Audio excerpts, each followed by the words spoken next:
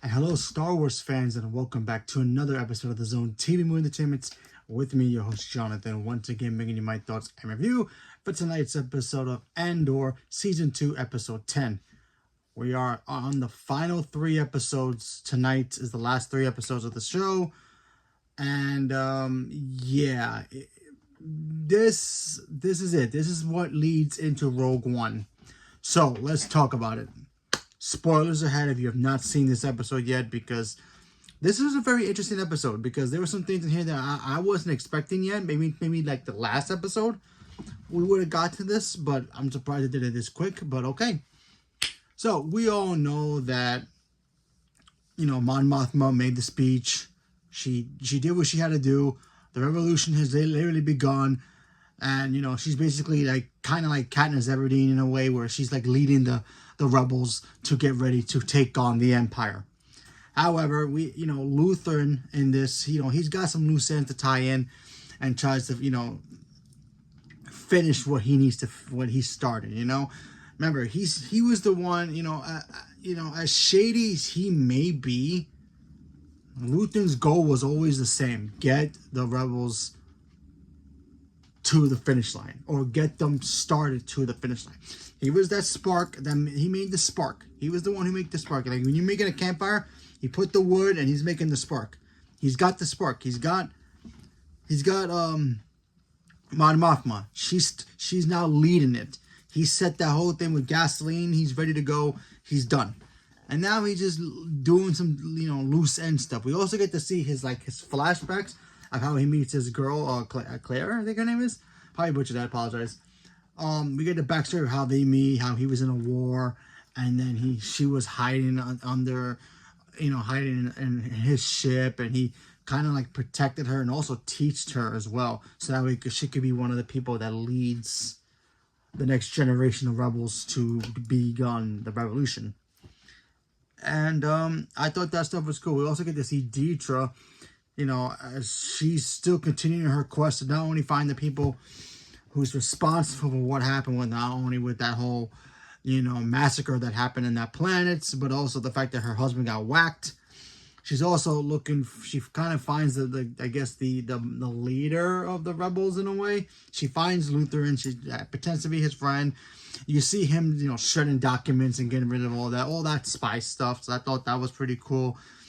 And then Lutheran does what, a spy would do. Or somebody who kind of would stand up to somebody to lead other people to do it for themselves. He sacrificed himself. He sacrificed himself so that way he wouldn't get captured and tortured by not only Dietrich, but also the Empire as well. Also, his friend who was in the Empire, who was, kind of like a spy for them, he's gone too. He gets taken out as well.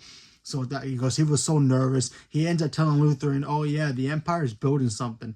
They've been digging up those crystals for something big and some kind of weapon. And then Lutheran's like, what kind of weapon? Which basically indicates the Death Star. Remember, this all leads into how the rebels get the plans for the Death Star. The Empire's been building the Death Stars for years, which is basically the end of episode 3. Which we all know, but they needed those crystals where the spiders are at to power up the laser cannon. Remember that? So there's that. So Luther now knows there's something there, and then of course that leads into, we even got a name drop for Jen Erso's father. I believe he was the engineer. He was an engineer at that point. I think he was an engineer, and they were gonna try to get him to figure out how to shut that thing down and take it apart. All that good stuff. Because remember, when they go into find Jen Erso, she her father, he gets involved, and he's the only one who could probably, I believe, I haven't watched Rogue One in a while, so I could be wrong. He was the one who kind of engineered what the Empire is building, and he knows how to shut it down. So he has the blueprints and all that stuff. So they have to make sure they get that ready to go to set up Rogue One. So I thought that stuff was pretty cool. We see Lutheran get he stabs himself. He gets taken to a medical facility, and of course his girl goes in to try to rescue him. She ends up pulling the plug on him, I just don't think he died. I feel like he survives only because there were moments he was breathing on his own when she pulls the plug to make it look like, oh yeah, he's dead, so that maybe he can slip away.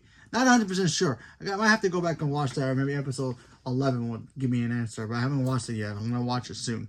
But for this episode, see Lutheran do what he does. Yeah, I always liked him. He is a little shady. I give him that. There's some things in here I'm like, are you really doing this for the rebels, or are you doing this just because of yourself? You know, a little bit of both, but still, he still was always for the cause of the rebels. He believed in it so much that, you know, he was willing to not only sacrifice people who were, you know, in his team for the greater good to win, but, you know, he was ready for sacrifice even in his own self. So I thought that stuff was noble and very cool on his part. So I really enjoyed his sacrifice in this. So I thought that stuff was great. The whole backstory between him and his little, you know, his pretty much his apprentice in a way, or his daughter as he claims. I thought that stuff was great. Her hackling people when she was younger, him showing her like, oh yeah, here's a device, blow it up, go ahead, because he already had bombs ready to go. You know, he had the device, he gave it to her. He's like, hey, listen, go ahead, do it. And then when she didn't do it, you know, he's like, hey, don't look at it. And then when the explosion happened, he go, oh, look at it, see it. Because he's showing her that all that fire and mayhem and destruction is going to lead to a better place, a better world in a way. You know, you got to knock down some walls to be able to make something even better. I guess that's one of the phrases they always say. There's even a moment where when she was a young girl, she saw an execution. And she just looks at it, not in horror. You don't get that sense that she was looking at it in horror. She looked at it as in like, what's the purpose of this? And you get her like reading people's minds, of like, not reading people's minds, but reading into it. Yeah, that's what it is. Reading into it and like reading, understanding like, what's the purpose of doing this? What is this going to lead to? And obviously, as she grows up, she understands now, yeah, the Empire's shady. They need to make sure these people are safe, and the rebels are the only ones who can stop them. So, yeah, because remember, at this point, there is no Jedis to help them as well, but then that comes later, so we all know that story. But still, good episode here. I'm going to go watch the other 2 episodes. I'll be right back, and we'll review the next 2. So, stay tuned for more. So, leave a comment below. Let me know what you thought about this episode. Are you guys caught up on Andor? Not caught up? Leave a comment below. Let me know. Thank you very much. And have a good night.